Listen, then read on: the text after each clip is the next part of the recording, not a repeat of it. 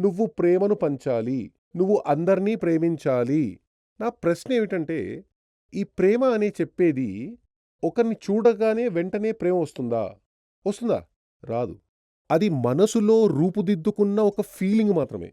నువ్వు ఆ వ్యక్తిని ప్రేమించు అని నేను ఒకరికి చెబితే వెంటనే అతను ప్రేమిస్తాడా? మనసులో నుండి పుట్టే భావనే ప్రేమ, ఆప్యాయత, లవ్ అలాంటివే. అది ఆచార్యులు అంటారు. ప్రేమ అంటే తామర లాంటిది, పద్మం లాంటిది అని చెబుతూ ఉంటారు. ఓకే. నేను దాన్ని ఓకే అంటాను. తామరలాగే ప్రేమ అంటే అందరికీ నచ్చుతుంది. కానీ ఆ తామర వేరు ఎక్కడుందో తెలుసా? బురదలో. మరి దాని అర్థమేమిటి? బురదలో నుండి వచ్చిన తామర మనకి ఆకర్షణీయంగా కనిపిస్తోంది. దర్శనం ఇస్తోంది. ఇక్కడ బురద అనేది మనసులో ఉండే స్వార్థం అని అర్థం. సెల్ఫిష్. మీకు ఒకరి మీద ప్రేమ కలిగిందంటే ఆ వ్యక్తి నుండి మీరు ఏదో ఆశిస్తున్నారని అర్థం.